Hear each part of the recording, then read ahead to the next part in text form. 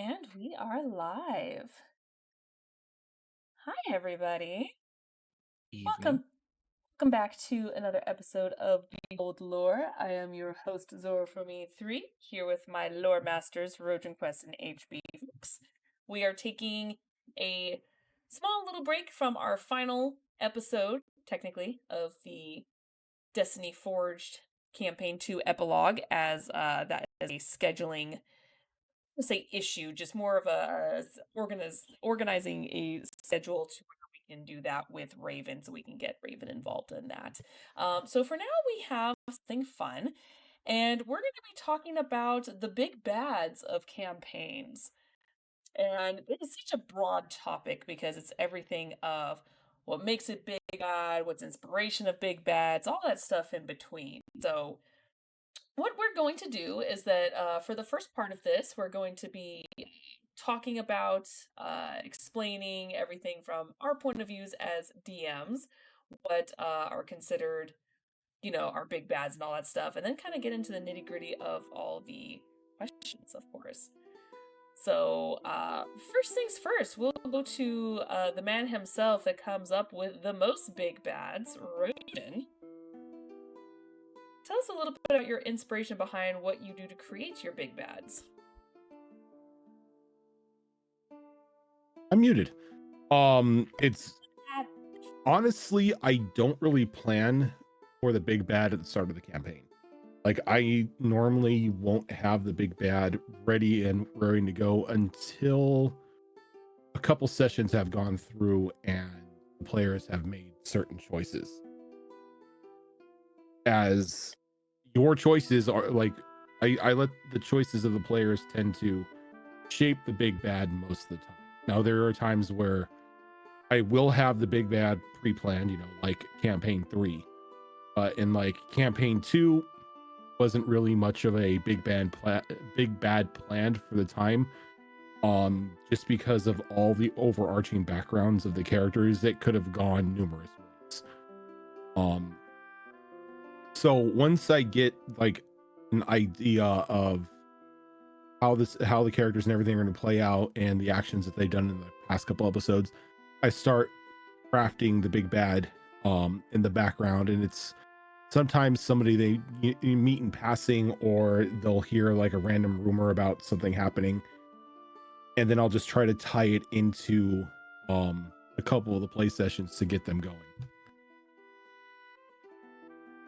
Wow, so it's kind of a big bad with a work in progress, Mm-hmm. depending on what shapes it. Okay. Many big bads can happen, but one will take precedent over everything else. Okay. What usually happens, like, whether it's how the players act, or is it more of like how within just in the few short episodes, how they shape and make their decisions that causes you to start crafting it together, the big A bad? little from column A, little from column B. I try to tie the big bad into what the goals of the characters are themselves, or like the histories of the characters themselves. And once I get a feel for how the players are going to play the characters in the game, I can then start shaping the boss, or not the boss, but the bad guy into that aspect, be it like just an act boss or something that's just there for the overarching campaign, or a combination of both. So it's really just pretty much all up to, what you guys do in the games that will shape what big bad is going to come out and try to ruin your day. So all along, we've been shaping the big bad. Yep, it's all your fault. Oh, God. If we had just stayed home, none of that would have happened. Exactly. If you all stayed home, Vincent wouldn't have tried to make a soul bomb. The Fae wouldn't have done as much crime. But then time would have reset and everything would have happened again. So Fair. That is fair. Well, fine. All right. We'll just stay home next time. How about that? What about you, Fox? What helps you shape your big bads? I think for me, it's a little bit different because I'm mostly experienced with just doing mini adventures and one-shot type stuff where you kind of have that plot planned out before the game starts. When the Sonata campaign eventually kicks off, I'll definitely be taking the same approach to it that Rhojin does, having the players kind of shape the way that looks in the world. But for these mini adventures, I usually look at the story that I want to tell and then fit the big bad into that story appropriately. Like Eugene, for instance, with the Sonata stuff, he was more or less the big bad of the first one and played out very much as such. And when I develop them, they do change slightly depending on the decisions that the players make throughout the adventure, but by the end of it, they are more or less the central point of the story that I wanted to create at the very beginning. So it's all about the tone of the adventure and the feeling and the atmosphere that I want to create, and that's how the big bad fits into it. What about for No Way Out? I know there was technically no big bad per se in that one, but did you have one planned for that one if it came to it? I had a couple instances where a big bad could emerge, and that was all determined by where you guys went and what you did. For instance, one area of that map was like a big fissure in the ground that was called the Maw, and that's what the desert itself got its name. Deep down in that fissure was a big bad, but it would only be triggered by you guys going over there and doing stuff. Right. And you guys never ended up going over there, so the big bad never emerged, which I'm a little sad about because it was a pretty fun, like, cosmic horror type being that was down there. But it, it can stay down there and sleep for another century or two until somebody wakes it up.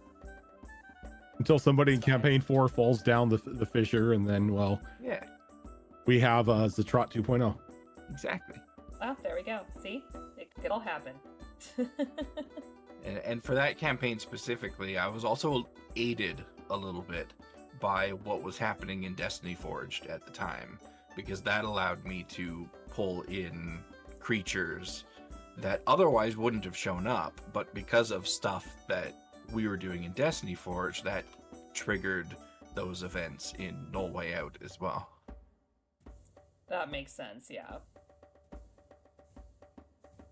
Yeah, I think for mine, I mean, I've only done one so far, but for my baddies, it's a mix of, at least what I've done so far is a mix of slight trauma or twist to the character story, but as far as the overall big bad and the other baddies is, I had a general outline for them as far as like what I wanted them to be like, kind of shape their personality, and then so it's a little bit kind of what Rhojin did too, where it's not necessarily how you guys develop the story, but as the story progresses, it's kind of like, okay, how do I want to shape these characters and fit them in better, based on what you guys are doing to a certain extent. But also kind of doing the same thing where something's happening behind the screen, like same time as you guys, depending on what your decisions are, it's changing because it's like, okay, real time, what's happening. So it's a little bit of pre-planning, but slowly develop as the story progress kind of situation. Well, we met the big bad of Mass Effect pretty early on. Oh, did we? Arlia. Yeah, we'll find out. Was it Arleo? You don't know.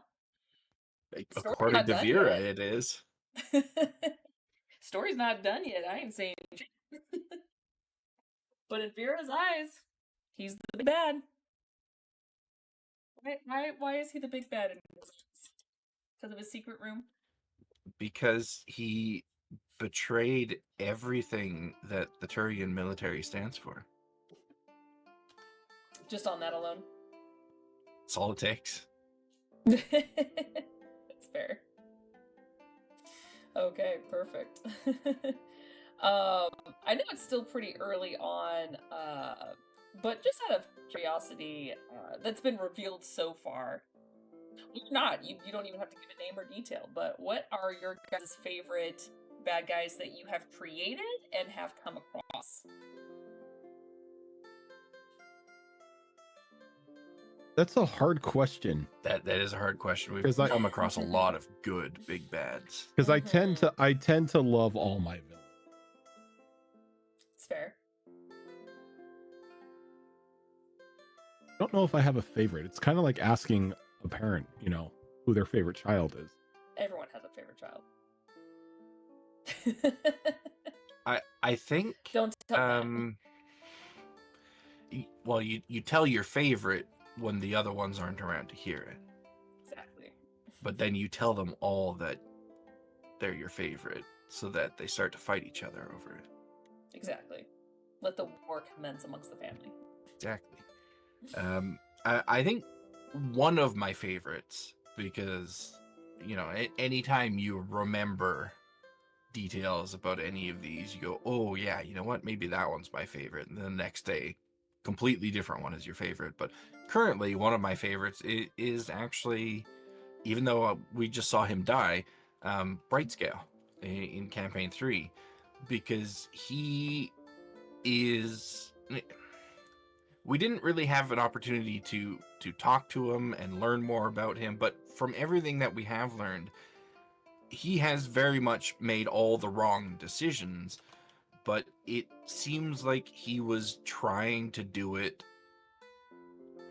for the right reasons.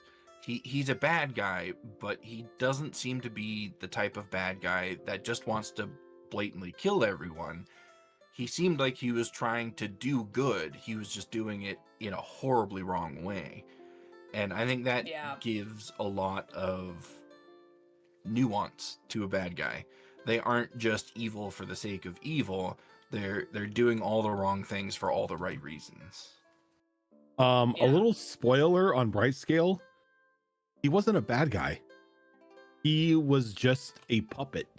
I didn't think he was a bad guy, yeah. He got heavily influenced by the pretender, like early on in his career, believing that he was Lathander and he was the light. And when everything had started off, everything that the pretender had promised, he had helped make come true. He helped make the light bring prosperity and peace to the city and everything like that.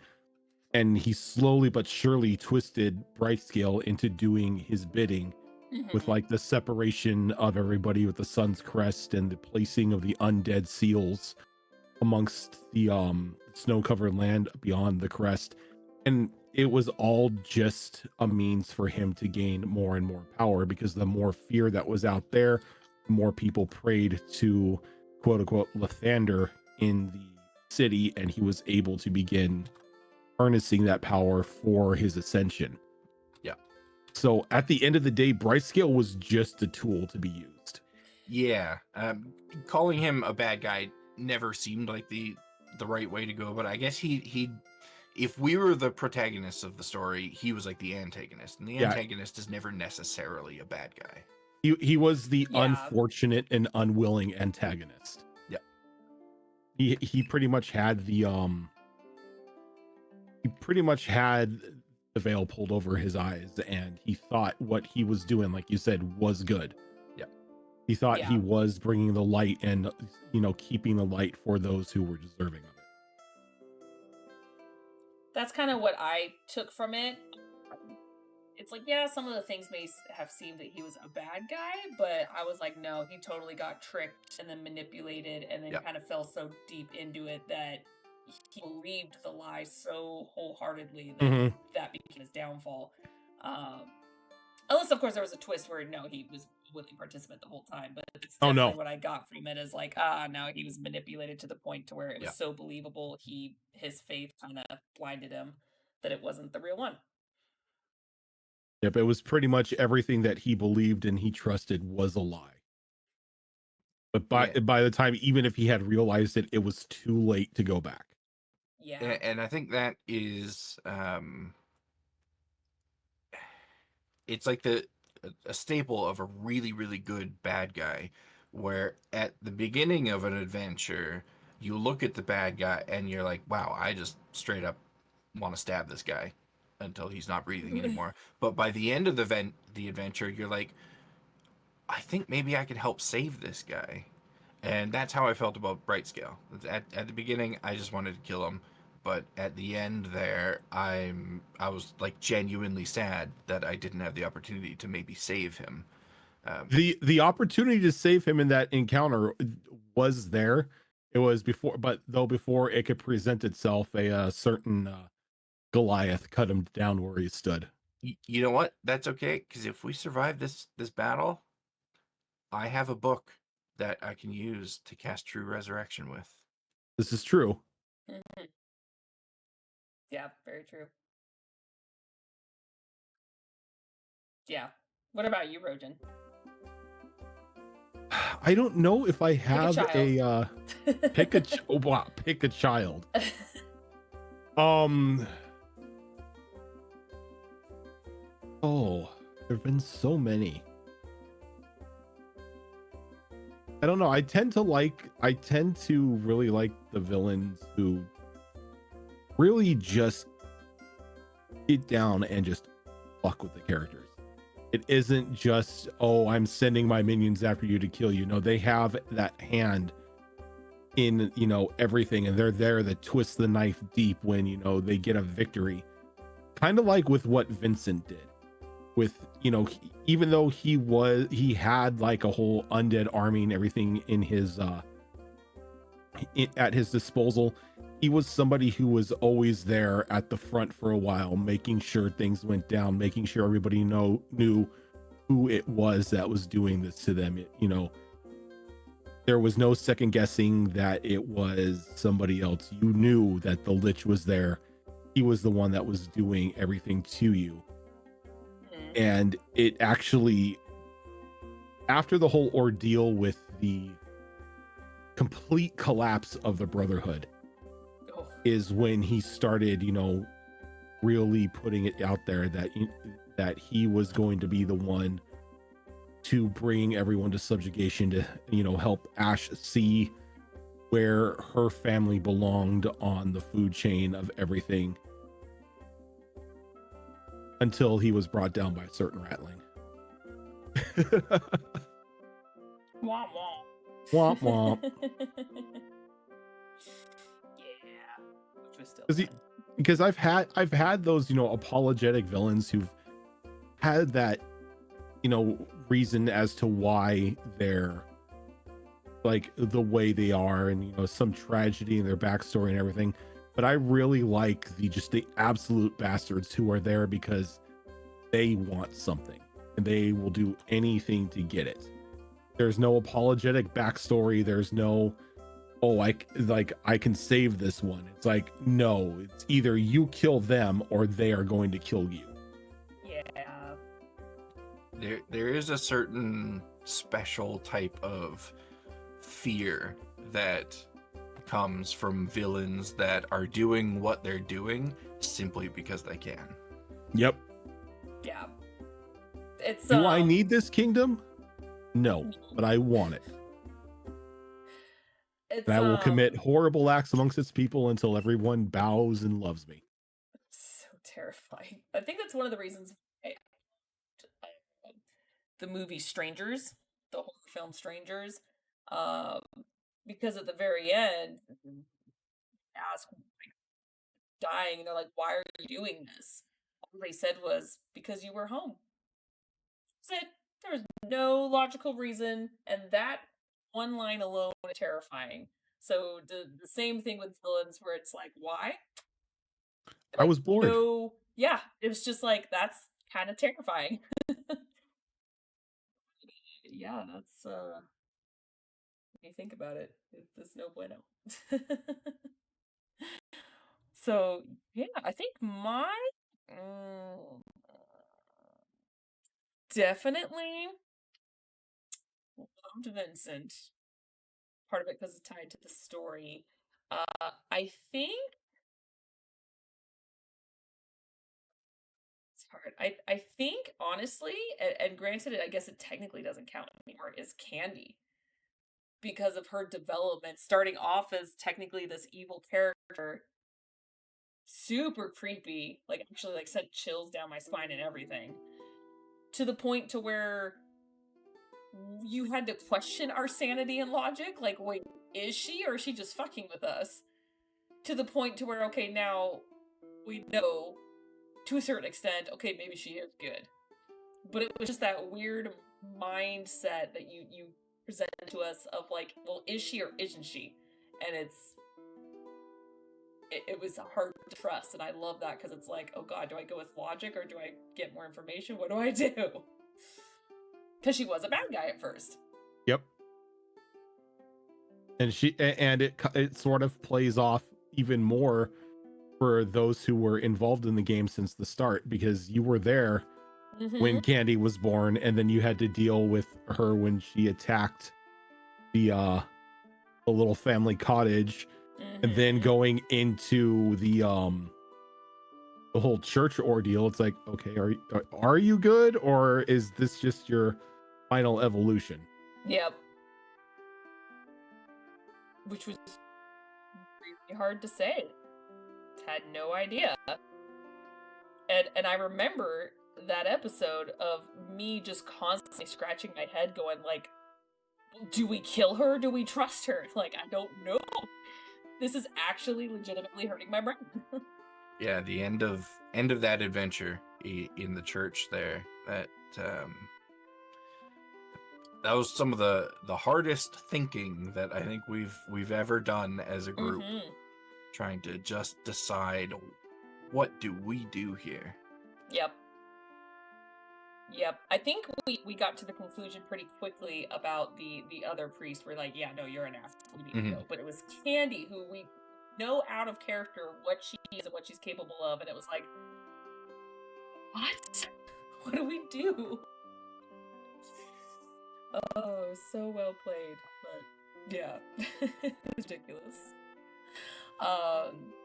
So just to elaborate more on the big bads, do you usually plan on having one overall, like the biggest of the biggest bad, or do you kind of count the other sub bosses as big bads as well because of the build up? For instance, there was Vincent, but there was also the Fae Queen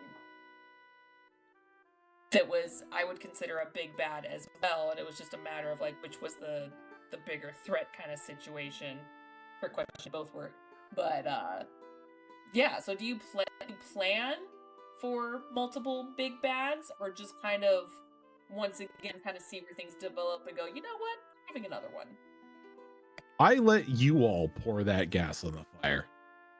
If there is one big bad and somebody does something to release another big bad or to cause the creation of a big bad, like they spurn somebody or anything like that, then they can join the bad guy club and maybe ally against you guys, because they realize, hey, I too hate these fuckers. Let's, team up and take them out. Sort of kind of like what you saw with the Fae Queen and Vincent and the Ghoul King sort of teaming up, because he promised them, that they would remain in their seats of power if they helped him get what he needed to do in order to purge the land of natural. And the ghouls just wanting a home of their own after being chased out everywhere, and the Fae Queen wanting to ensure that her reign continued on without any interference from Rose or any other outside forces. They were completely on. And so instead of facing only just Vincent or only just the Fae Queen, you had just this tiered issue. She just kind of layered it on top of everything else going on. Yeah. Just because, there's one bad guy doesn't mean you guys aren't going to create others in your action. Correct. So is that or release others? Well, and completely just take the campaign a different direction than it was normally supposed to be. Whoops.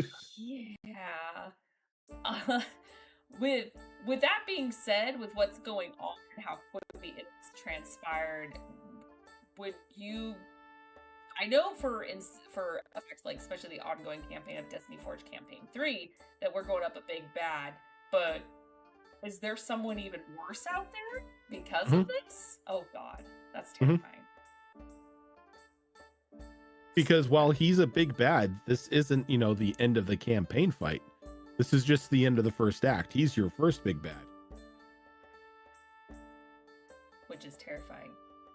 There's something brewing on the other islands that you haven't even encountered yet. That is true. We have those whole other islands to deal with as well. Which can be just as terrifying. But that happens. See. What goes on there? Go see Ash's in-laws. Oh, that's true. Yay! That'll be fun. What about you, Fox? Do you have any questions that you would like to ask? I do. Going back to the point of multiple big bads, though, I think I take the same approach as Rhojin does. Whatever story that you happen to be in, there's obviously your big bad of that story, but at any point along the line, the characters and their actions could create more villains that could eventually become big bads.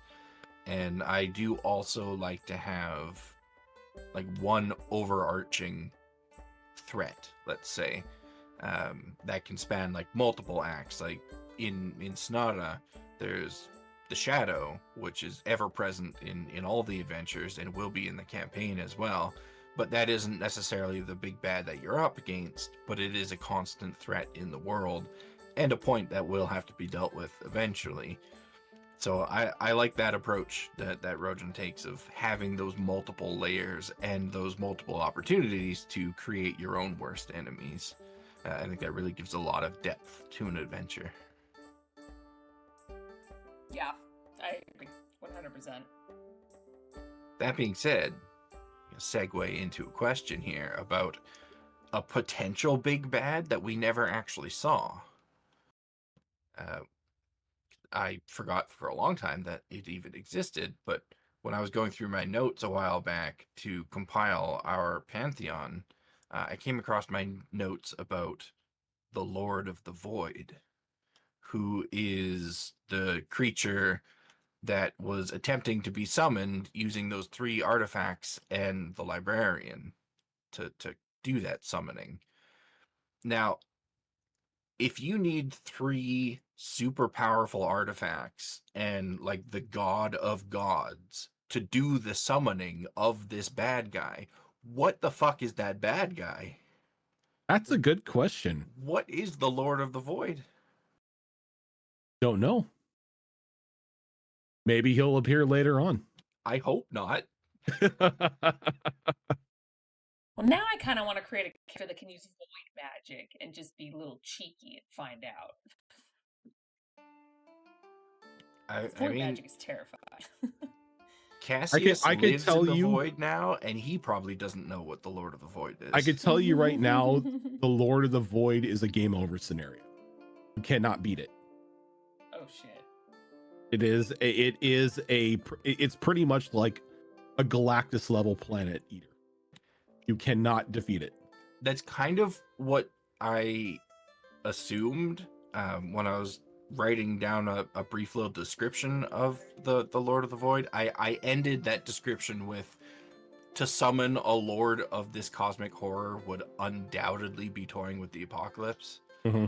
Because if you need that amount of power just to summon it, it's not something that you'll probably live very long to actually see. Mm-hmm. It's less of what is the Lord of the Void, and it's more like, when people say I am X, it's pretty much I am the Void. That's terrifying. Yeah. For those listening that may not necessarily be familiar with the Void, because the Void isn't actually a part of like official D&D, it's something that we've pulled in ourselves and taken inspiration from Kobold Press for as well. The Void is the space between the planes, and to just glimpse the Void is said to welcome insanity. So it is not a happy place. Think And of then all you the have worst Cassius who things. just lives there. Yeah. Well, when you eat the heart of a void dragon, it gives you certain perks. True. Well, certain perks and certain enemies, let's say, that come with it. Yeah. Oh my, yeah. Well, I'm eager to learn more about the Lord of the Void, but I hope they never make an appearance. That would be a TPK for sure. It would be a world TPK. Like there would be no world left. You know, the world that we've spent like the past 8 or 9 years on creating would be gone. Well, let's go move to a different planet, guys. I mean, that's pretty much all you would be able to do would be to, like, if you had access to it or to buy access on it, is hop on the Sister Carnage and get the hell off the planet before it's destroyed. Yep. That may be the only option. It's done. We're good. So I think at some point we need to gather up those 3 artifacts again and find a way to destroy them, so the Lord can never be summoned. Well, go to the library, get 2 of them, find Yith, get the other one. Lord. Because Yith is literally the other one. Yeah, it merged with them. Yeah. That is terrifying. Well, who wants to go find Yith? I think I'm gonna go find a different planet. It's like, I'm done with this now. I don't want to deal with this anymore. It was a nice planet. Time to find a new one. Thankfully, I happen to be very good friends with a gatecrasher who has a gate key embedded in his chest and can just open up a portal for me to hop through to a different planet. True.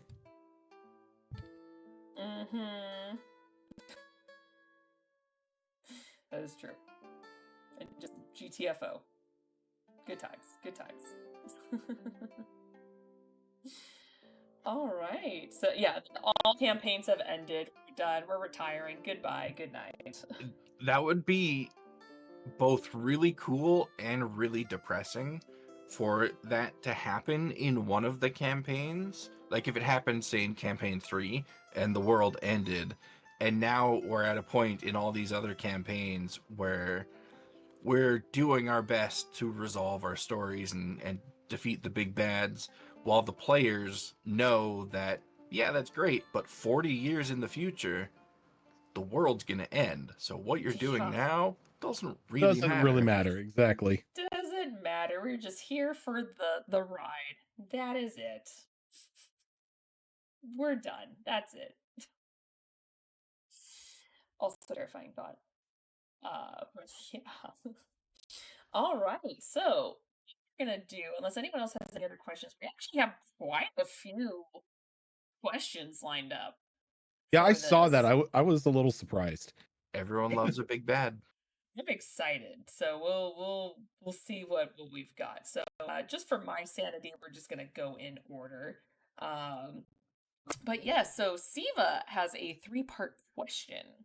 Siva wants to know, well, we already answered one of them of who our favorite villain is, we've created. What makes them your favorite? Again, we kind of covered that. So the final one would be, what was the inspiration for that particular villain? For Rhojin, for yours, you said yours was Vincent. What was your inspiration behind that villain being your favorite, and what made him crazy?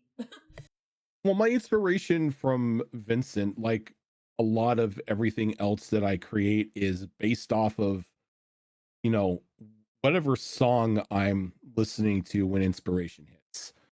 Um, like a lot of like my Spotify playlist goes into inspiring me to create a character or inspiring me to create an item, or in this case, inspiring me to create a villain. And once that like seeps into like my mind, I have to keep playing that song and repeat while I run them, just flush them out. And as I'm doing that, it's just making me more and more and more invested in, you know, making sure that they can be the biggest bastard that they could possibly be in the short amount of time they're going to be in the campaign. So follow up on that then, what inspiration for Vincent? You know what? I don't even remember. Really? It's been so long, I forget what song it was. Oh snap. But I know it had to deal with like, I think it was a Ruby song of all things. Oh, of course. Forget which song it was. I'll probably have to find it and post it, but yeah, I think it was a Ruby song, because at that point in time, I had like a lot of like the Ruby music on my Spotify playlist. Mm-hmm. Makes sense. Oh, could be. I don't know. All I remember was it had to deal with a lot of lies and destruction and using people for your own means. Makes sense, yes. Okay, what about you, Fox? Well, I guess for inspiration, I can obviously only talk about villains that I've created myself. So True. for this in particular, I'll go with the Shadow as kind of the big one. And inspiration for that was very, very directly taken from Fable 3 and Oh. also old traumatizing kids movies like The Last Unicorn and Secret of Nim and Oh stuff my like that. god, yes. Movies that had that like super dark, like almost omnipresent sense of evil in them throughout the whole movie, that didn't necessarily have like a singular entity tied to it. There was just something about the way those movies were presented and written, and that animation style, that just felt really foreboding throughout the entirety of them. And then taking that feeling coupled with something like the darkness from Fable 3, this strange black creature or force that was infecting itself throughout the world, that's what I took as inspiration for the Shadow. And I wanted to try to build it up throughout the Sonata mini adventures so that it had that foreboding sense to it once the time for a Sonata campaign rolled around. Okay. It'll be interesting to see what else you come up with future Sonata campaign. I've got a lot of plans, several of which have changed and morphed as various bits of lore were discovered and not discovered in the mini adventures. So I've got a lot of plans for it. I'm excited to get into it when that time comes. Right. Oh, that'll be a lot of fun. With me, I can't even say. You guys are getting close, but I can't even say. Can you talk about one that we have encountered, like a mini villain type of thing? Technically, yes, to a certain extent. So I've had two that I would guess would be more considered mini bosses at this point. Because like I said, a lot of my bosses that I've thought of are more either character related or overall. And then of course, given the stories that both you, Fox, and what Tam gave me some fun ideas. So it's actually kind of funny. Both of yours was kind of like, the second I got your backstories, I instantly knew what I wanted to do. Not that everything has to be, super tragic and all that stuff, but because of what I was given, I'm like, oh, this could be fun to play around with. It could kind of work as villains per se. So yeah, the one that's going on right now has definitely been planned since the beginning. It was just a matter of tying them in when the time was right, which again was all part of the plan. There's Thresher Mall yet. However, there was something that I did make that was inspired by the Thresher Mall, and that was what everyone loves to so elegantly call the butthole worm. Yep. Yep. Was obviously nowhere near the power level of a Thresher Mall, because Thresher Mall is like, level 15 plus character level boss that you want to go up against, not for level 5, whatever you guys were at the time. But I wanted something that was close to it, that could be just as terrifying and somewhat life-threatening. And to make you guys think, because again, Thresher is this giant creature. You don't want to get close to it, but being far from it isn't going to save you. So I wanted something kind of similar to that with this worm. And sure enough, you guys found out that it was both Dave's up close and far away, so like no one was really safe. So I thought that was kind of fun. The other one was the bird that died in one round. That was it. Well, maybe the bird just shouldn't have done that. Did it think about that? I didn't. We were still learning about everyone's power level at that point too, and I was like, son of a bitch. The butthole worm though was a really fun fight, because it had a really fun arena as well, because there's that big space in the middle that was just a pit basically. And if we fell in there, well, that's the end of that character. So it was fun trying to navigate that arena while also staying at a safe but dangerous distance from the butthole worm itself. Yeah, I wasn't around for that fight, was I? You were not. Nope. You guys usually fought all the big stuff when I'm not there. Yep. I tried to hold it off. I think Zorro does it on purpose. I don't. There's a couple of times where I'm like, ooh, I want to wait until everyone gets there, and so people have to keep canceling. I'm like, I can't keep canceling the show, so I'll just keep going.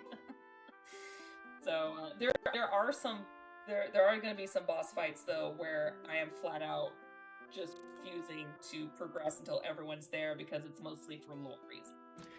Yeah, I don't want anyone to miss out on it. Sometimes you get into a situation that you want everyone there for lower reasons, and also it's a creature that may have been built up in the story to a point where you just really don't want to tone it down mechanically to make up for a player not being there. So you have to put it on hold until everyone's there.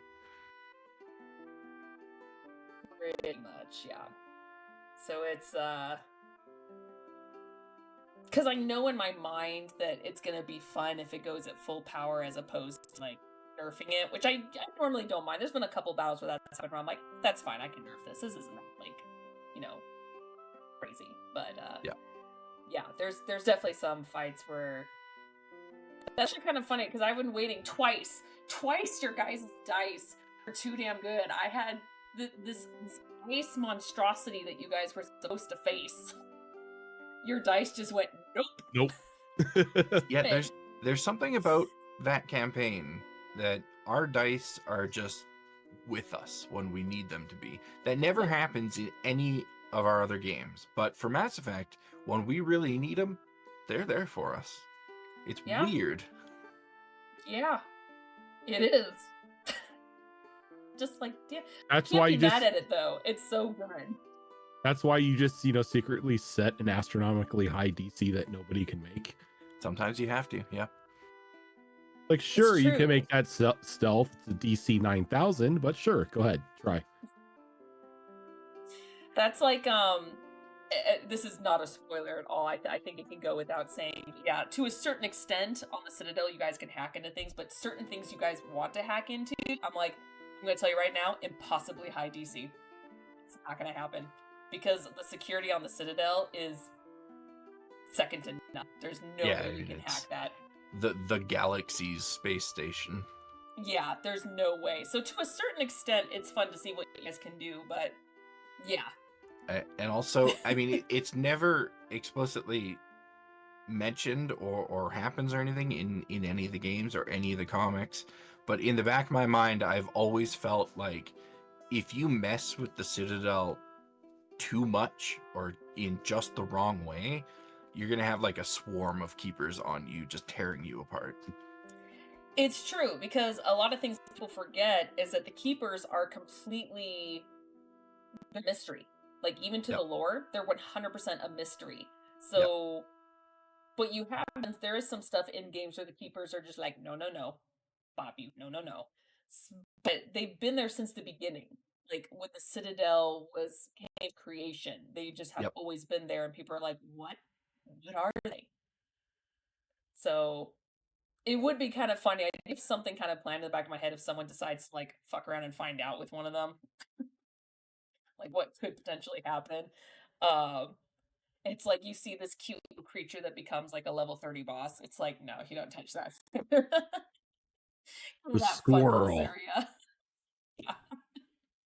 So the little squirrel that you harmed back in session 1 has been plotting and everything, and now is somehow an extra dimensional warlord. I mean, don't be surprised if Ep comes up as to be a pretty powerful boss. I'm just saying. That's impossible. Yeah, he's a Volus. There's nothing. It's a Volus. Like, they don't amount to anything. And that's why he's gonna be big bad. Be a big bad with mean you guys are to him. It's great. He's a big bad that's gonna have like the strength and like the threat level of like a CR1 creature. It's just gonna be that. It's gonna be that scene from Mass Effect 2 when it's just, I'm a biotic god, and he just gets wrecked. I as a player understand why Ep had to do what he did. I mean, that's just part of bringing the group together. Wouldn't have made sense if Vera just left with Ep when he left. But Vera as a character will never understand and will never forgive him. Here's the thing, though, because I never want my characters to feel forced to stay somewhere.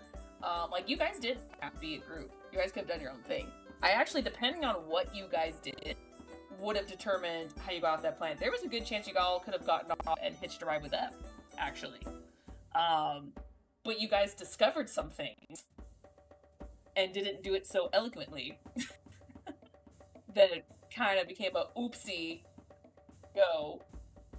And that's kind of what happened. So I had multiple ways of guys having like either a way to get back together or whatnot without forcing you to, but because of the circumstances you went through, it's like, ooh, yeah, this is gonna happen. And it played off beautifully, so I'm not mad about it at all. And now it's his downfall as you guys bully him. I mean, it worked out for us. We get a discount out of it. Yeah.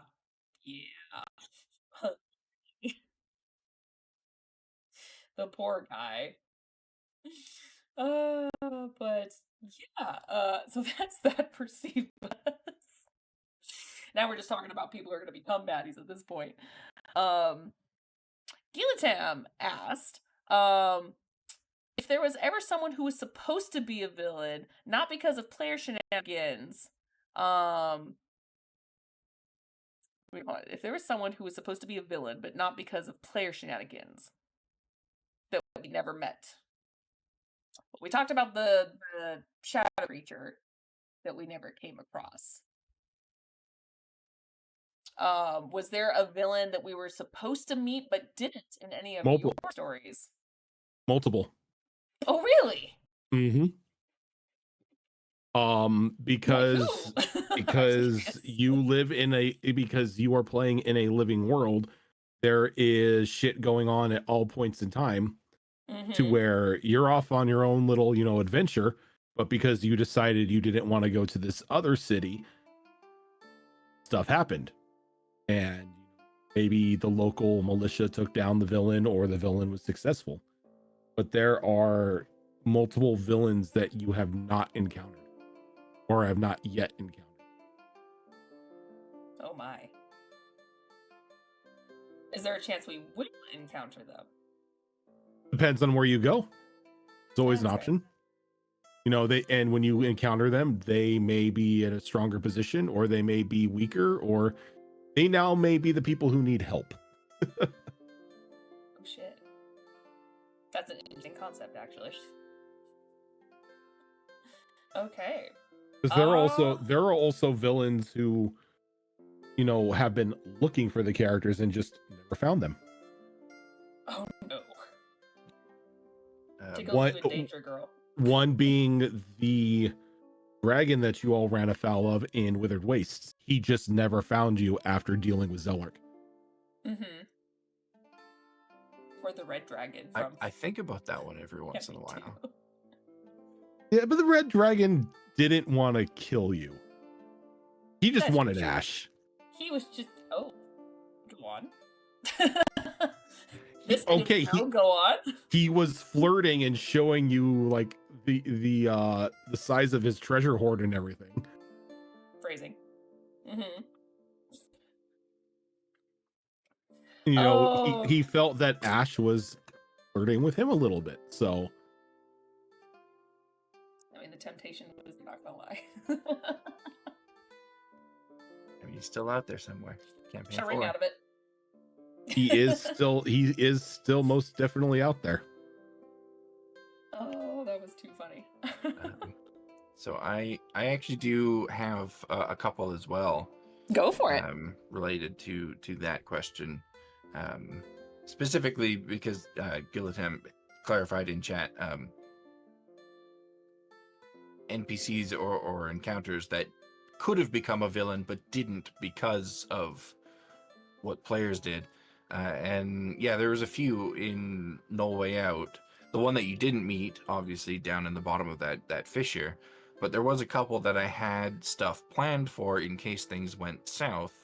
And one of them was actually of your guys' own creation, which was the smith, the wandering smith with the Bayou accent. Mm-hmm.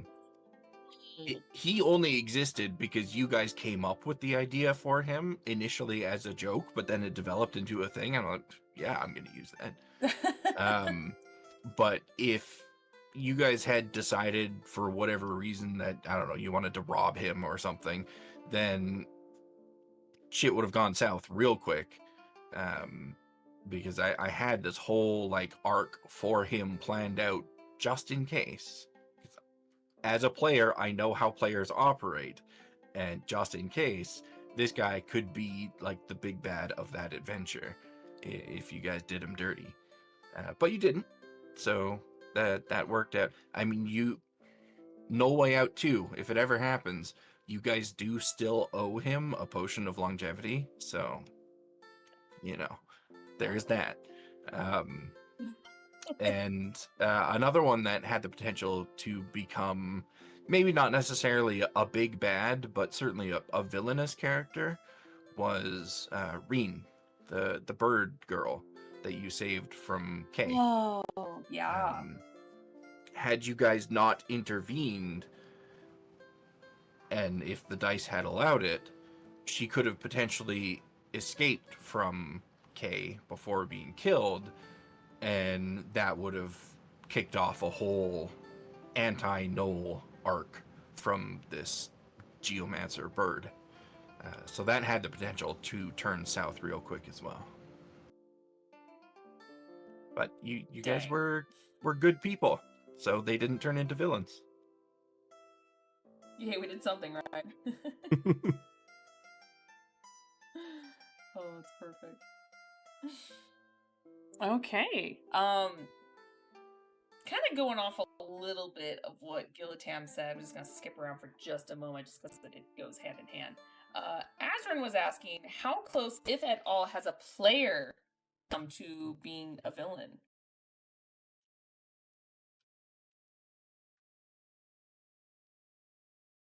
I don't know if I could technically answer that.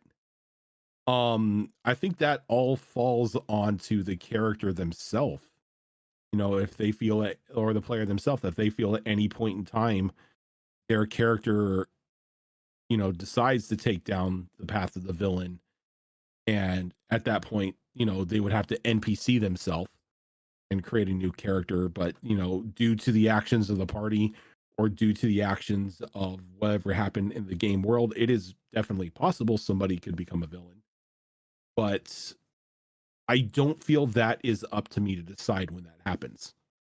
I feel that is a personal choice that's the player themselves would have to make, and then talk to talk to me or talk to whoever the DM is about it, see, you know, gauge their feelings on it and everything like that.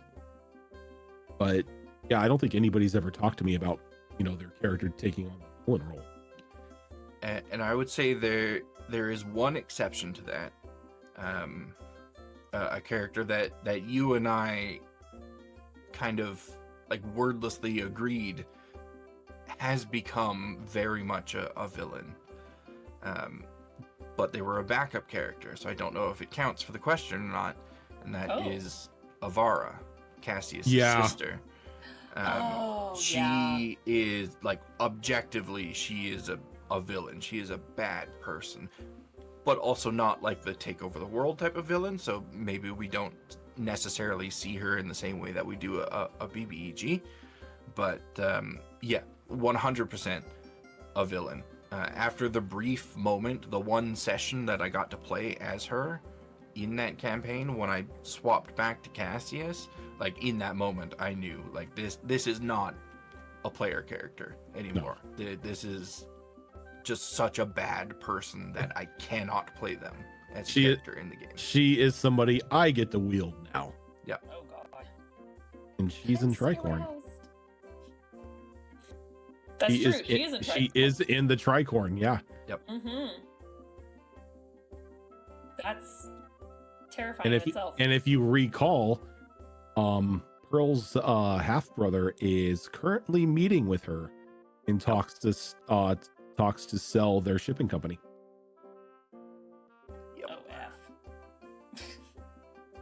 That's in danger.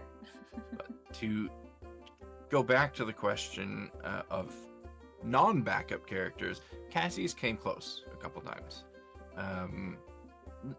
Rhojin did a really, really good job of pulling him back from that ledge, knowingly or unknowingly.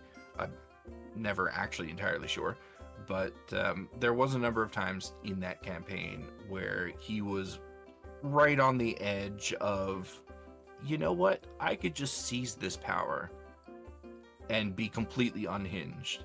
But there was always a reason, like right at the last minute, for him to be like, but maybe I won't. Came close at least a couple times. I'm going to be honest. I didn't really intentionally try to steer him away from anything.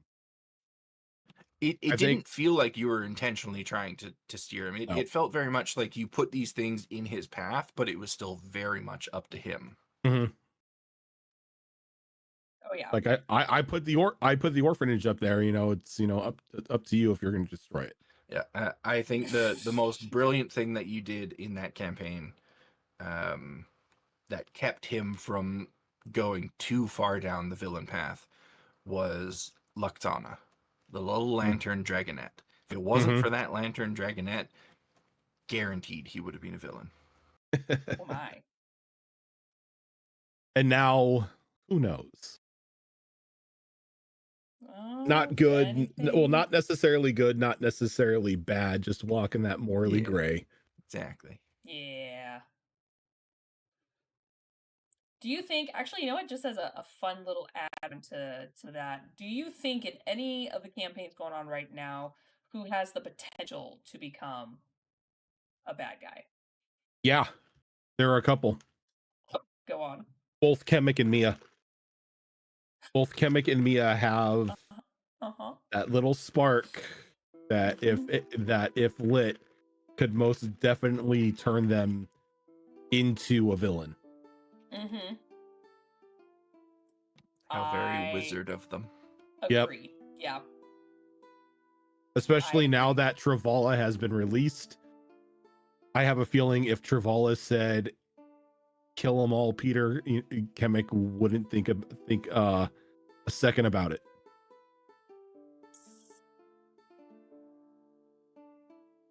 Guess you'll find out.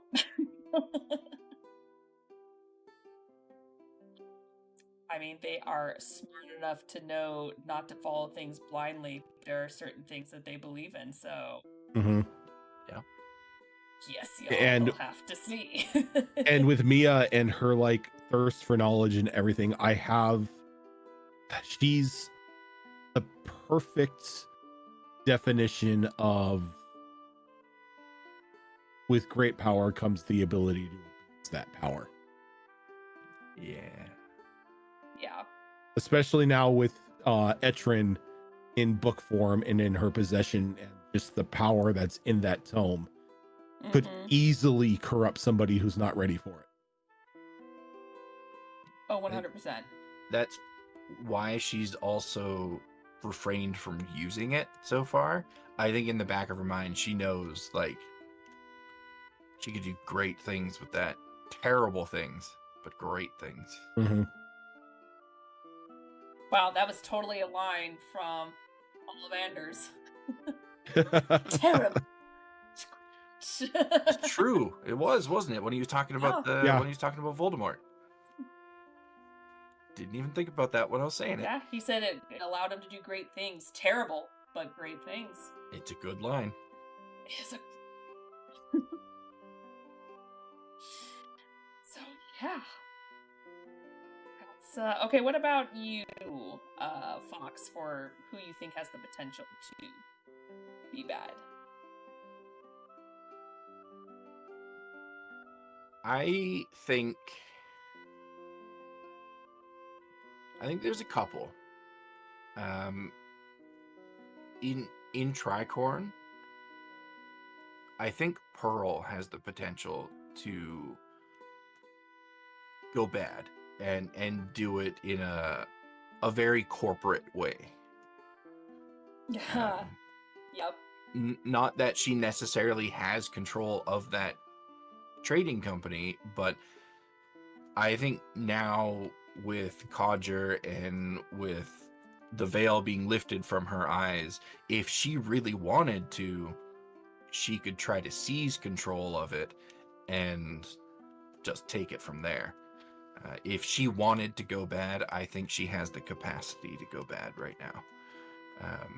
And then also in Mass Effect, I think at any point in this campaign, Brockus has the potential to go real bad. And I think if something ever happened to one of his kids, that could be a tipping point for him.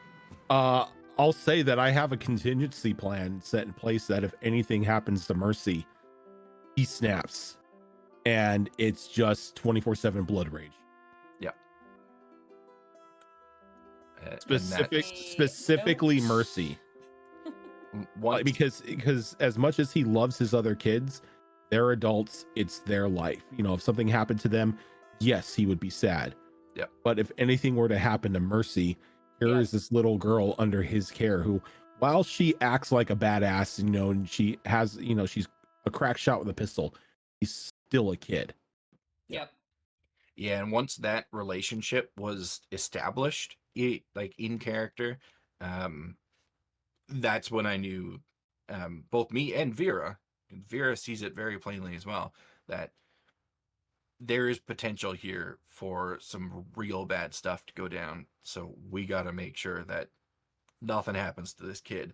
I know she's a human and that's kind of gross, but we got to make sure nothing happens to this kid. You human. Yeah, because like I said, right now, morally gray is Brockus's favorite color. then Yep. he could easily just slip down into villain territory, just, just to quote the Joker, just having one bad day. Yep. Yeah. Yeah. Yeah, I think, of course, I am never out to kill children, but it all depends on what you guys do. They could potentially allow him to snap. I guess we will find out, hopefully never. Funny enough, I can see, I agree. You could definitely see Kemek and Mia having the potential to become baddies. Whether it was intentional or not, it's definitely like because of how they view certain things, they could easily go down that road if that small little push was there. I know he's gonna hate me for saying it, but I can definitely see Cannonball being evil. It has the potential, of course, knowing a little about his backstory, could be, it's kind of the same thing as Raucus, just kind of be pushed to a certain point to where it's like, yeah, fuck everyone, I'm gonna do me.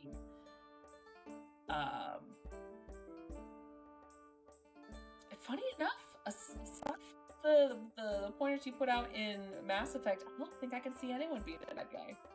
Mass Effect. Bad things, maybe, but not the bad guy. But y'all could prove me wrong. We'll find out. Even Omen, I don't think, could be the bad guy. Alright, time to turn this into an evil campaign. Yep. Evil family dinners.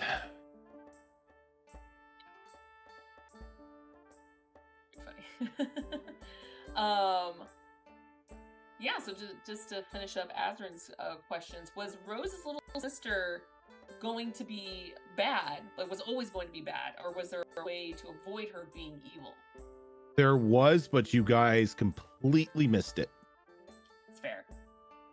The moment you left her in that city with her mother and you went on your way, it sealed her fate. I mean, she was there with her mother. We're gonna take her mom. But yeah. Yeah, that'll do it. Okay, before continuing the other questions, did any of you two want to squeeze some questions before I continue? Yeah, I've got another question. This one I think is a little more expansive than the questions we've had so far, because it more relates to like Pantheon level BBEGs. Oh my. I try to learn as much about the Forgotten Gods as I can, so I'm not missing the opportunity.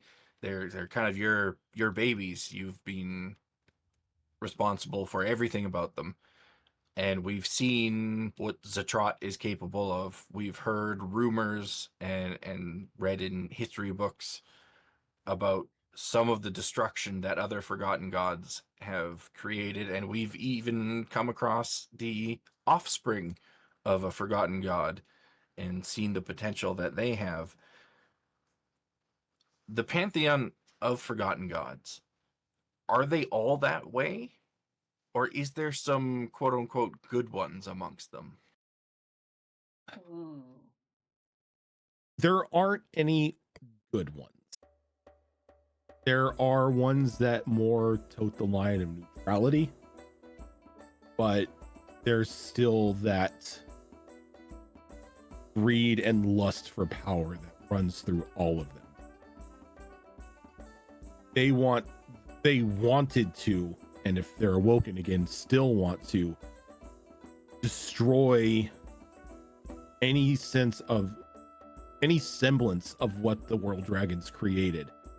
And then from those ashes, rebuild everything to their design.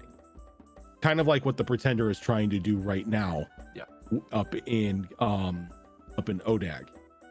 You know, he's going to start off with Odag. He's going to bring Odag into darkness. He's going to reshape everybody who survives into what his image of perfection is. And then he's going to use, those people and his new gain power to begin to, creep across the rest of the world. But yeah, are there good ones? No. Are there neutral ones that may be willing to play ball if something benefits them? Yeah. Well, I hope we see more of them. I know we're going to see more of them.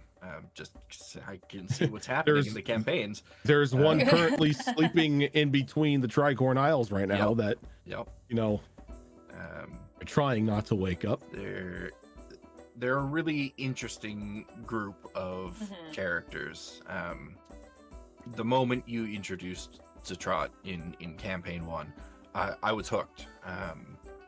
They have a lot of depth to them from what we've seen so far, which is not often something that you get from evil gods, essentially. Usually evil gods are pretty straightforward in what they are and who they are and what they're doing. And though some of the actions that we've seen from the Forgotten Gods seem straightforward, we've learned so much of what's behind those actions that I'm hooked on these guys. And despite it not being coordinated between the two of us, it's just working out this way. I've noticed that Forgotten Gods are starting to reemerge at the same time that some of the world dragons are starting to reemerge. And I think that has a lot of potential for some really exciting stuff in these campaigns. So I'm looking forward to seeing what happens. Worse. As far as like the baddies, it's just Got to get worse before it can get better. Yeah. I will say, I will provide a little teaser that campaign 3 has the ability to wake some individuals up. Not only wake them up, but restore them to power. Womp womp. Well, that does seem to be a theme of what we're doing in that campaign, whether we mean to or not. Yep. Makes it more exciting. Does it? Right? Does it? Sure. I stand by what I say. But yeah, that'll be exciting. I feel like with each passing campaign, it's just going to get more and more, like the stakes are higher, and I personally love it.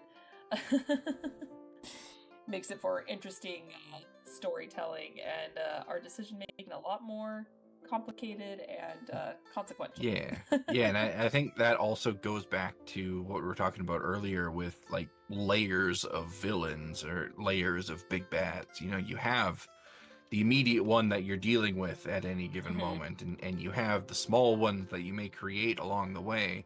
But even beyond that, reaching across multiple arcs, sometimes reaching across multiple campaigns, you also have these like high up villains or bad guys or BBEGs or whatever you want to call them that are constantly present in the world and constantly changing with what you do and how you act.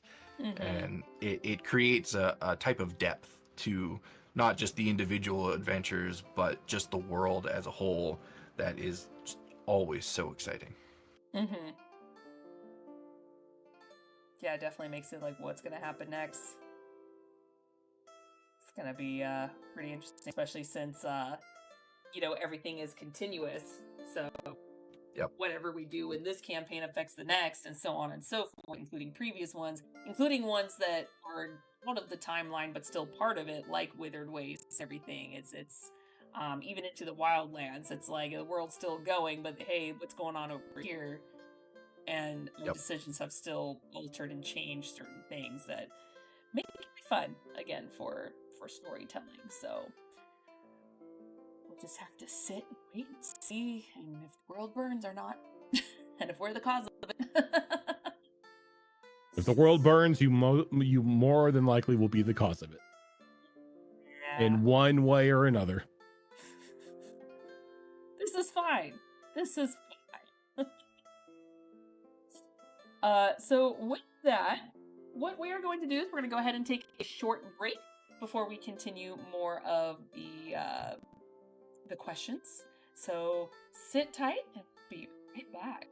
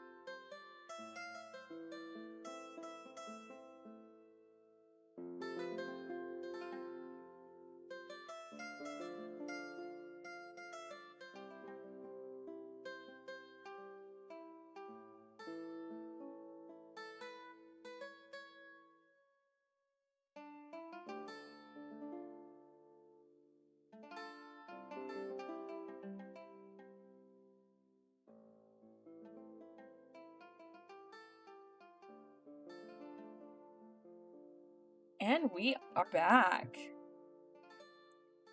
Hi, sorry about that. I had a phone call I had to take, so it took a little longer than I wanted, but... That's Good. okay. I only just sat back down. Same. Oh, well, then it worked out universe. Perfect. All right, well, getting back to it, we do have a few more questions, and of course, any questions we want to ask, feel free to nudge on in. I do have a question from Weirds. What are the odds of characters in the shows actually meeting people and devils that the deck of many thing cards pulls have made? Do you consider them big bad material? I don't necessarily consider them big bad material, because it's normally, if it's pulled from a deck of many things, it's for one character in particular, and they mean to mess up that person's life as much as possible. Most of the time they will never see the demon, they will never see the devil who has been on their destruction, because they're working in the shadows and in the back ends, never like really revealing themselves, but making sure that when they feel like it, things are not going to go the character's way. Like, there's just going to be something that your character should be able to make the skill check without a problem, but for some reason you fail it. Like, it should have succeeded, but it failed, or a wagon wheel broke, or your house caught fire, or you are now defaulted on all of your loans. It's just, they're going to be working the back end to mess with you.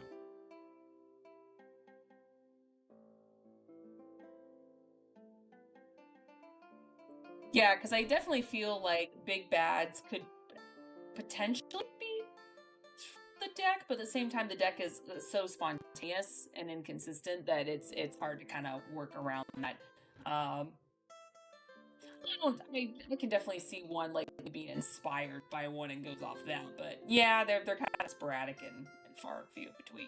Yeah. So yeah, I can definitely see that. And then Hobo the Tiger has a couple of questions. He asked, what villainous stereotypes do you find yourselves want to lean into? And what I mean by stereotype is an unhinged madman, merciless killer, created by society turned villain, etc. You want to take this one first, Fox? Sure. I don't have as big of a pool of villains to pick and choose from here.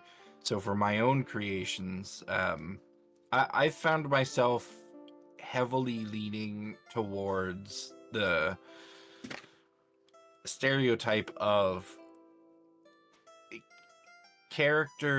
good character that's gone bad type of thing. It hasn't fully been revealed, but that is a pretty heavy influence in, like, Eugene, for instance. He's done a lot of bad stuff. He's clearly working for bad guys, but you've seen bits and pieces of his story, and some of it shows him to be as much of a victim as the people he's victimizing. So that's a stereotype that I kind of lean into a little bit with my creations. And some of that as well goes for the entity that is behind the shadow. There is that victim mentality for that particular creation as well. I don't know why I lean towards that stereotype. Maybe that's something that a therapist needs to unwrap. But I do enjoy creating those types of characters. With me, I don't know if there is a favored stereotype. I mean, like I said, I enjoy the evil bastards who do evil for evil, but I tend to let the campaigns decide exactly how this villain is going to play out. You know, maybe there is a backstory as to why they're doing what they're doing, a method to their madness, or maybe it's just it's Tuesday and they didn't get their coffee on time, so the kingdom has to burn. I understand that.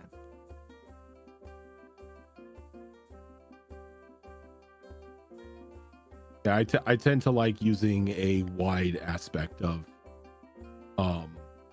stereotypes for designing my villains. That way I'm not always just going, okay, they're evil bastard number 3.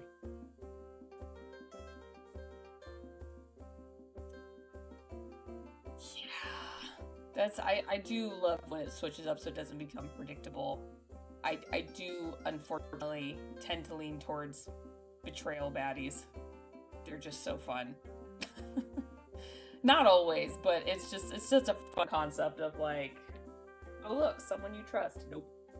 It is a fun one. It's a fun one to react to as well.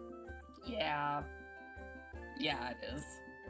And again, being a newer GM in the sense that, of course, many things have been introduced that I've done so far, but it's still fun. But I've varied it up a little bit. Yeah, we've come across use so far where it's like, ooh, betrayals, but something as simple as like, hey, I took something from you, blah ha ha ha, in my little Halloween one-shot for Mass Effect was kind of fun. That it was all a green one, but yeah, that was still fun to come up with, like just a creepy villain that was very much inspired by Blair Witch, where you just don't see them, and they were just there because you just happen to be there. Which is kind of a fun concept. So similar to what with Rhojin, it was just like what his type of favorite villains are. Just like wanted to, which is always fun. I think, unless I don't see anyone else in chat do that, so I don't think any more have been said on the server, at least. So I'll open up the floor to anyone else, as well as chat, if anyone has any they want to add. So yes, do any of you two want to ask any questions about Big Bads, or at least elaborate on ones you had fun creating, or want to create as a concept idea? I guess I just asked a question myself. There you go. There is one thing that I have dipped my toes in, so to speak, that I think is going to evolve much, much further. And that is creating a villain out of a former player character. And you guys have done a wonderful job in Sonata of giving me plenty of player characters to choose from. And you saw previous characters from Sonata 1 in the Sonatas that followed being in a state of control by the Shadow or something else, where they were the antagonists in certain scenarios. And I really want to evolve that further into almost a scenario where the player character party is being chased, in a sense, by a controlled former player party. So taking these characters that have lost themselves to whatever it is that have overtaken them and turning them into the Mr. X of the campaign, where they are not necessarily invulnerable, but you have that sense of being chased and followed by them, and every time you encounter them, you could fight them, but you also know kind of what they're capable of, and maybe the right choice is to just try and slow them down so you can get away, type of thing. I want to play around with that a bit, and thankfully that storyline has given me those opportunities should I wish to take them. All of a sudden the group is running away from a level 20 controlled snowdrop. Can make it happen. I mean, her being a villain would be very interesting. What about you, Rhojin?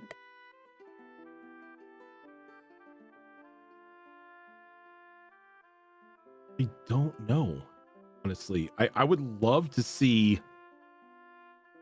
I would honestly love to see a character's fall from grace. Like a player character's fall from grace to where they can no longer take it. They've decided that what they're doing isn't worth it, and they just wake up one day and choose violence. And they slowly begin to slip into the shoes of a villain or a co-conspirator of the villain. But I think for that to happen, like very specific things in the game would have to take place in order to drive them. Because I feel as much as I want to do something like that, it would have to feel organic. It can't, feel planned out. I mean, you've come close to achieving that in campaign 3 when Mia lost her celestial essence and her wings. She was right on the verge of like, what's the point type of scenario. The rest of the party pulled her back, but you came very close with that because she was feeling very lost and very broken, and like the path they were on was utterly pointless.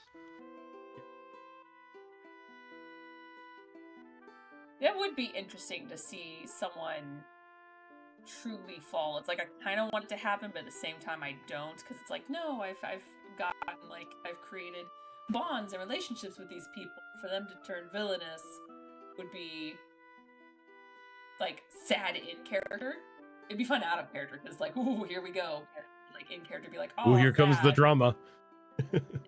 Until you realize you're the character that feels for grace, and you're like, oh.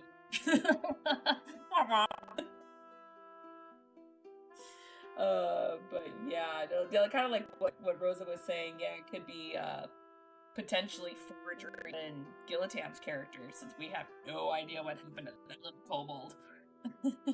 now that Forge has emotion, yeah, most definitely. Yeah. So I can see Forge very easily, as we've said before, fall from grace, only because he's now experiencing feelings for the first time. He has no idea how to control this. He's only 3. Yeah. He's only 3, so he is easily corruptible. Find a way to kind of overwhelm him with feelings of like fear and anger and stuff, and then just set him loose. I feel like just because of being a Forge, not that it really means anything, but I guess his current experience, I can see him leaning in much more easier into rage and anger than fear. I feel like that would overpower the fear if there was any. Yeah. But again, depends on the situation, I suppose. Like, oh no, my friend's in trouble, I'm angry. I mean, oh no, they're powerful and I'm scared. You've already seen his anger rise up in that church. Yeah. Hmm? He's gonna start disassembling people like he disassembled that lock. Take the skeleton out, put the skeleton back in. It would be funny. He becomes a necromancer. Oh god. Necromancer artificer. I mean, think about it. Isn't it just Frankenstein? Think about it. Necromancer, artificer, all of your mechanical creations and like your robo dog are made inside of them from living parts. Yeah, they now have flesh covers. 99 is now wearing the skin of an actual dog. I'm on board with this. You're just asking about villains that we want to create. That's what I'm creating if Forge ever loses his way. Forge just snaps one day and all of a sudden, just starts going around skinning people and making, really creepy automatons that are wearing, really poorly put together skin suits. Recreating creepy. Like Freddy Fazbear's Pizzeria or some shit. Oh my god! Takes the people and makes better people out of parts of them. Yep. Replaces the skeleton with clockwork machinery. Is this going to be a thing? Is this something that if he loses his way, I'm taking that idea. You know what? Funny idea. It could be a mini campaign, a one shot, or what. We all feel doing a story where we are all the bad guys. Legitimately the bad guys. Speaking from experience, it goes downhill really fast. Does it really? It does, because when you begin to invite players to be the bad guys and be evil, all sense of gameplay goes out the window most times, and it turns into a contest of who can be the most disturbing, who can be the most bloody, who can be the strongest dictator, and it starts to devolve, and it a lot of times leads into party infighting and backstabbing. I feel like there's certain players on this channel that you probably could do that with and feel like they would not derail it so hard like that? If you had the potential to do that? Honestly, I don't know, because I haven't really seen many people play like truly villainous characters. Fair. Like I think, you know, DMs have a, you know, may have a leg up on that because we have to play bad guys normally. But at that same time, once that villain starts getting going, that creativity starts flowing, and this isn't some like sort of thing that just happens randomly when the villain shows up. It's just front and center every time. It gets a bit haywire. Mm-hmm.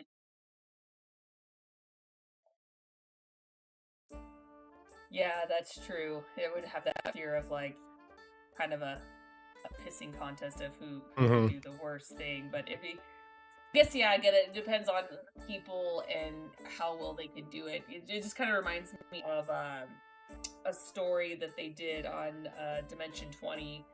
It was all the bad guys of Mordor just like got together and were like, oh crap, Mr. died, what do we do now? So they're still bad guys, but it kind of turned into like a comedy of villains trying to figure out what they need to do to get back to their villainous plans by working together as a team. Since it was all their masters, so of course, like, you know, Shelob, you got one of the Death Knights, and like all these other people just like, what do we do? It just became more comedic than anything else. So I feel like there were certain settings where it could work, but yeah, there's always that risk of derailment. It takes a lot in order to make sure that everything flows correctly. Yeah. Understandable. And not to mention when evil games start, lines get crossed very, very, very fast. Yeah. And there's the issue of if it's a campaign that starts at like low level with the intention of working your way up. Well, you walk into a town as a low level and you knife some guy, you're in jail. And like that's the end of the campaign for that character. It's, you know, if you go into it and everyone's level 18 or whatever, yeah, sure, you walk around blowing up towns, you don't really have to worry about the guards. But anything below 10, anything below 14, really, and the guards are going to be a real problem if you're trying to be an asshole to a town. Very true. You know, fuck around and find out they aren't there for no reason. They're there to keep order. Yep. Very true. It's fun to play bad guy in solo games.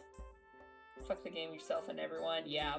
It's like there's certain people that kind of what happened in the Dragon Age game where we have a villain. You're from Tevin. You're a villain. Yeah. Tevinter did nothing wrong. But yeah, it's just like deal with that. So it's like I feel like it's much more manageable if there's like one person, depending on how far they go. Because there's certain people where I'm sure like, yeah, no, I'm just gonna quit the party because of your level of evil and moral the edge is too much to continue the campaign. Yeah, exactly. You have to keep that in mind if you're a player and your intent is to either be evil or be a villain or walk the darker side of the gray area. You have to keep in mind that it is a collaborative story, and everything that you do has a big impact on everybody at the table. And we walked that line a lot in campaign 1. Ichirai, Azarin's character, was the only good character in the group. The rest of us were not good people. But we did a decent job. I think we failed sometimes, but we did a decent job, more or less, of keeping our actions to ourselves as far as like character altering impacts go. I mean, I say that understanding fully that there was a time where I killed the entire party, my bad, but we tried, more or less, and Rhojin did a good job of keeping us on track if we started to stray too far. Yeah, yeah, again, kind of goes back to the whole like one versus many, but it's Mhm. I unfortunately joined the channel right at the very tail end of campaign 1, so I wasn't able to see much, but from what I've heard, like you guys were very morally skewed on different levels. That's the kind of way of putting it. Yeah. What, you know what, just for funsies, in campaign 1, who did the worst thing? And what was it? How about I tell you who didn't do anything bad? Because again, Ichirai was like the only good person there. Cassius tried, but the temptation of power was there. Necrath would sell the soul of his firstborn if it meant he got a new shiny sword. And And then never use it. Elric was quite literally the servant of Mephistopheles as a Hellfire warlock. Yep. Oh god. Was not a good, setup at all. And Necrath was the Cambion. Oh god. Yep. Yeah. So when we make jokes about Ichirai somehow not losing his mind traveling with that party, they're jokes, but we're also dead serious about it. How someone can travel with that group and not just lose their shit every single day is a feat. It's a mystery for the ages. That's definitely unsettling. So Admiral? I don't know how he stuck with you for as long as he did. And I'd like to say at the end of the campaign, everybody was a good person, but it's just not true. Ichirai was a good person at the end of the campaign, and Necrath made some turns in generally the right direction, but Elric, he disappeared off the face of the material plane after that campaign. Maybe he is the new Mephistopheles, we don't know. And I mean, we've seen what Cassius has done with the Ravon Trading Company. So, we may have defeated the big bad. That doesn't mean we were the good guys at the end of that. That is true. And fair. Kind of like how it was hard, must be for a paladin to travel with the S2 group. Yeah, the thing is, though, depending on how they are played, there's lawfully stupid and fully, I don't really know how to describe it, but like aware that you're not as stupid as you could be. Yeah. Because I know a lot of times if people play lawful characters, they usually do the whole like, lawyers thing where it's just like, no, this way or the highway. But there are great ways to play it as well. I could not tell you off the top of my head, but there are ways that it could be done. It's just a matter of, do you drive the party insane?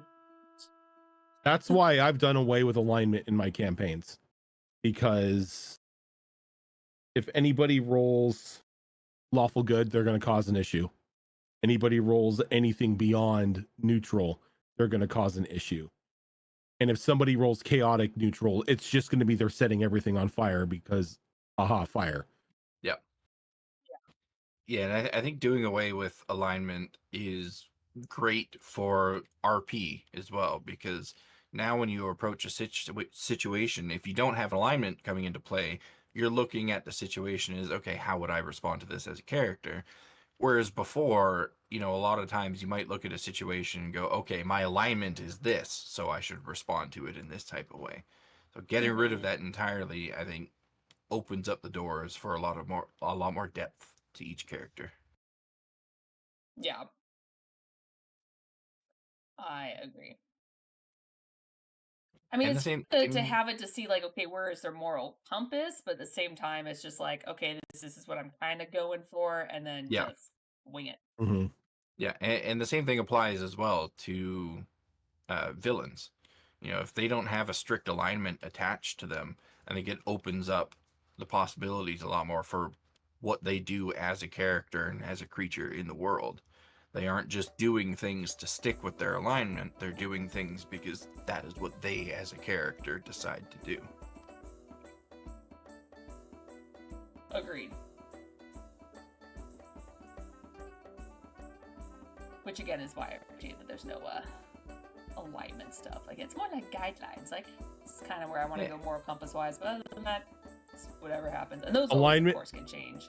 Alignment is the Myers-Briggs test for fantasy realms. Yep. Yeah. But yeah, we do have, we would have time for one more question if you guys have any other questions you would like to ask, because we are hitting that time. I do, but it's not related to BBEGs. So if there is a BBEG question, it can take the stage. But otherwise, I mean, I have an endless number of questions, let's be honest. Sure, go ahead and ask your question. Well, since we're discussing Withered Wastes a lot today, I don't know if your memory goes this far back. Mine didn't, but my notes do. We were at a point in campaign 1 in this part of the world where we came across a very large, almost terrarium dome-like structure in the desert. This was shortly after Cassius got the Lord of the Dunes armor set. Mm-hmm. And inside of this terrarium dome thingy was like a dwarven civilization that had a lot of clockwork creations inside of it. All the dwarves inside were dead. I don't know if we ever figured out what happened to them, but they were all dead. But their civilization was still intact. And we came across one particular guy. I loved his name. Sergeant Blastfist was his name. God, I forgot about Blastfist. Yeah, and we came across good old Blastfist. A journal page when we found him, and scribbled on that page was the note, "All glory to the machine god." Mm-hmm. Is the machine god an actual god in the pantheon, or was this a creature that, I don't know, the dwarves created for themselves, or something of that sort? And if it exists, is it in Withered Wastes? The machine god itself is sort of like the beer paladin god. It was something that was venerated into godhood. It is a massive construct that is buried somewhere out in the world, but it is a sentient being that has, due to the veneration of all those who worship it, has deity-like abilities. Oh so my! It exists. It definitely exists. I'm gonna find it. It's not in Withered Wastes, though. Oh. It's not in the Withered Wastes. Oh no. It is somewhere else. Is it in one of the other active campaigns, or is it in a part of the world that we may visit at a future point in a different campaign? You've been there before. Oh. I'm Which gonna find campaign? it. I'm gonna find it and I'm gonna touch it. Campaign 2. Oh. Interesting. Well, fuck around and find out, as they say. I plan to. I forgot about Blastfist. Damn. That was like 7 years ago, so I don't blame you for not remembering. I designed Blastfist out after like a freaking Borderlands character. His It sounds like a Borderlands character, I'm not gonna lie. gauntlet thing was badass. I don't remember exactly what it did, but I remember being like, "Whoa, that's amazing." When he described it to us. I remember it correctly. It was like I took a pneumatic gauntlet from Fallout and just strapped a bunch of explosives to it. So it was something like that. Yeah, it was great. I loved it. It's funny. All right. Well, and with that, Blackfist is a name. That is a great name. With that, we're gonna go ahead and close this chapter of Golden Lore. Thank you all so much for joining us. If you have not been here before, we are not the only show on this channel. We have several, where on Monday we have our longest running campaign, as we chirped about a lot in this episode, called Destiny Forge. We are on campaign 3, run by Rhojin. Then we have our alternating Tuesday show, which is our, excuse me, our Star Wars Tales of the Outer Rim game, a Star Wars 5e game run by Bot. Then we have our 2 alternating Thursday. Wednesday's dead to us. Thursday shows. We have the Tricorn Isles, which is a high seas campaign run by Rhojin. Then the alternating Thursday, we have our Mass Effect 5e game run by me. Then Saturday, we have our 2 alternating shows. We have Wayward Wanderers, a Pathfinder 2 Extinction Curse campaign run by Azarin. Then we have our Withered Waste game, which we're slowly turning into a very interesting twist to it as the Southern Frontier Withered Waste game run by Rhojin. Then we have our once a month, the last Saturday of every month game, Kids on Bikes, known as Would Be Heroes, run by Rhojin as a cool 90s X-Men inspired superhero game. Of course, we have this lovely talk show that is the first Saturday of every month. So hopefully we can get that final epilogue in as soon as possible for you with Raven. We just need to kind of coordinate that. That'll more than likely be a recorded show. So definitely have your questions beforehand, but I'll give you guys the heads up. So definitely join us on our Discord to keep you in the loop on all that stuff and when we go live. And definitely check out our YouTube channel where we do have our games and past games if you missed anything from campaigns, mini adventures, and one-shots. So until then, we will see you guys most likely on Monday for a really crazy, epic boss battle that may determine the fate of the world. That sounds dramatic, but it's true. The world of the campaigns and future campaigns to come. Appropriately dramatic. Yes, indeed. So, no pressure. So until then, guys, you take care. I'll see you next time.